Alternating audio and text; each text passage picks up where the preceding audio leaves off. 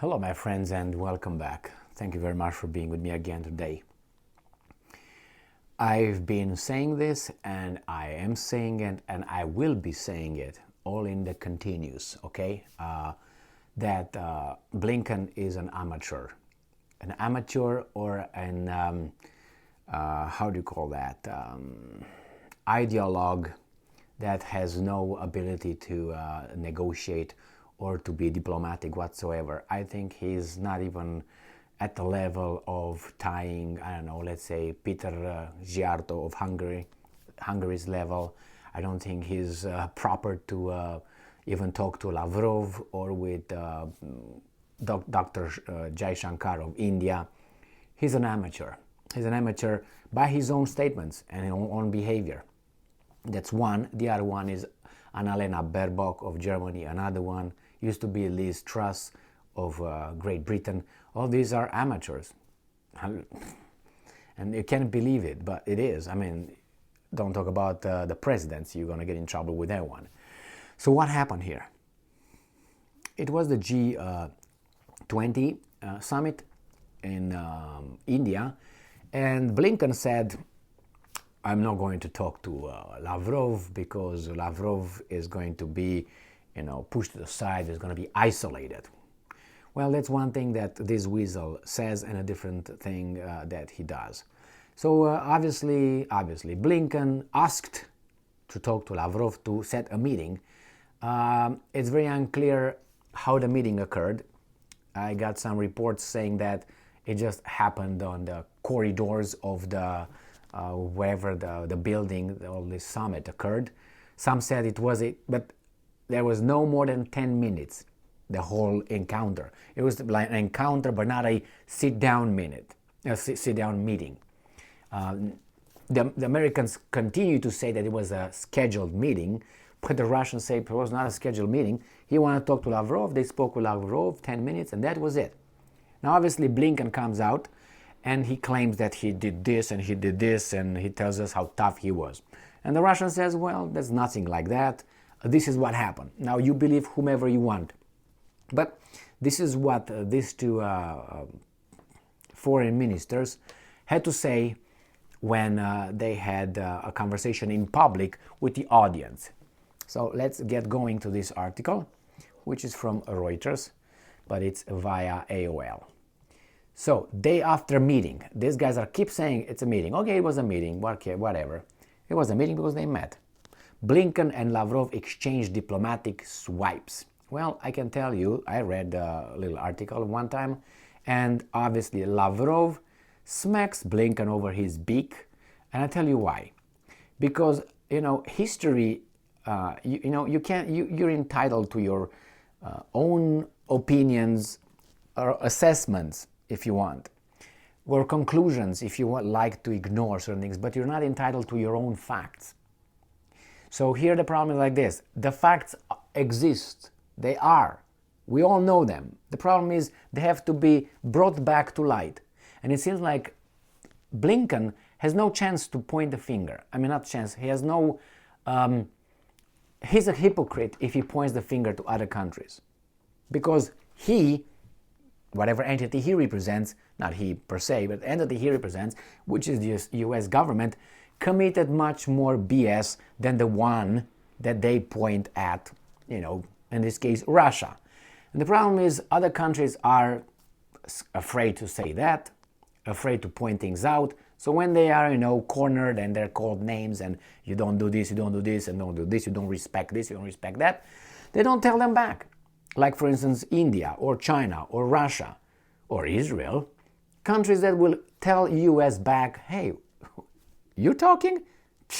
Look first in the mirror and then you come and tell me I'm fat, okay? So basically something like this. So what happened now? Obviously, Blinken got smacked with evidence and fact, historical facts. It's not like interpretations. But he attacked first, he got smacked. So, but he has a job to do, and I understand that one too. New Delhi. Russian Foreign Minister Sergei Lavrov accused the United States of hypocrisy after U.S. Secretary of State Antony Blinken said Russia cannot be allowed to wage war in Ukraine with impunity during a security forum they attended in New Delhi on Friday. The top diplomats, I wouldn't call, what's his name, Blinken a diplomat whatsoever. He's a half entertainer, half weasel, half, I don't know, man. The top diplomats from Moscow, I'm just reading, and Washington had both attended the group of 20 foreign ministers gathering in the Indian capital earlier this week and met in person for the first time since Russian force invaded Ukraine a year ago. And I'm quoting, "If we allow to impunity Russia to do what it's doing in Ukraine, then that's a message to would-be aggressors everywhere that they may be able to get away with it too." Anthony Blinken told the Raisina Dialogue Strategic Affairs Forum. So he is a moralist. Blinken and the United States of America are the global moralists. They are the ones that moralize everybody else.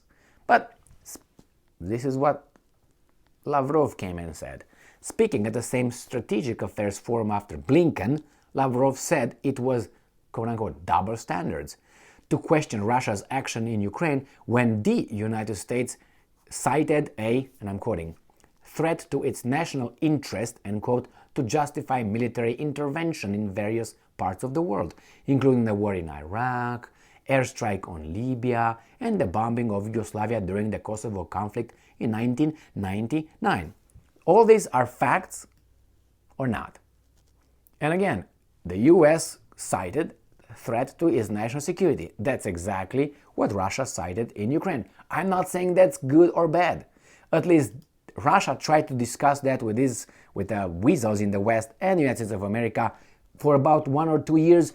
Hey, let's talk about these concerns, security concerns. They didn't want to talk to them at all. They were like telling Russia, do what you need to do. The same as Jesus told Judas. Well, you go and do what you need to do. Just go. And he went. And he did what he was supposed to. Because that's part of the plan. Anyway, so this guy strikes back with evidence and say, well, you tell me if my thing was bad, then that makes your things bad either. As well, Lavrov also said the question of when Russia will negotiate an end to the war should be put to Ukraine President Volodymyr Zelensky. And I'm quoting, everybody is asking when Russia is going to negotiate. The West is continuously saying that it is not time to negotiate yet because Ukraine must win in the battlefield before any negotiations. Now you tell me if that's logical or not. I mean, why do you ask me when you actually say I'm going to negotiate only when those guys are going to win? So then wait for them to win and then they will negotiate and then we're ready. So this was the, they couldn't come up with a condemning the Russian and Ukrainian war, or at least you know what I mean, because there was China and Russia right here. They opposed. So here, but the G20 was unable to agree on a joint statement on the war due to opposition from China and Russia, which calls its action a special military operation aimed at removing what it says is a threat of its own security. Like the other ones? Right here? No? Remember? It's an imminent attack from clear and imminent danger from Iraq that's going to use its nuclear weapons to attack us. And if we don't act now, Saddam Hussein will bombard us again, like he did in September 11 with those Saudis. This is how the story goes, man, and you're supposed to do some very big mental gymnastics to get around it somehow. That was, I've been here, I was here, just so you know, when TV, people around me were parroting the same thing. Well, it's an imminent danger, and George W. Bush was coming like Zelensky, very serious, with his little smirk, like, I can't believe these guys are listening to me. I think that's how it was George W. Bush. He'd rather have a little party somewhere, have a good time, not be over there and playing like Zelensky, you know, always serious. Clown, but hey, at least this guy plays a better role than, what's his name, Bush Jr. or whatever. So in this case, we were told then that it's a clear and imminent danger, immediate danger. We have to react, we have to. And then when they didn't discover anything, they say, well, actually, forget about the weapons of mass destruction. Let's turn into spreading democracy and freedom because it's our cause. It's our call to do that. Who appointed you, gave you that task? Well, we did. You have any problem with that? Huh? That's how they did. And everybody was like, that's how they reacted, man, like weasels. The problem is, people that I spoke with, intellectuals, some of them, put them like intellectuals, intellectuals, yeah, okay. They were like, yes, what do you expect? Yeah, why did they attack us? Because why did they attack us? Because they hate our freedom, our way of life. Yeah. Everybody was in consensus. I was like, Jesus Christ, really? Okay, man. All right. Well, no wonder that when you try to discuss with those people would like to you, because you look at this. Look at this. Yeah, they hate our freedoms. Freedoms to do what?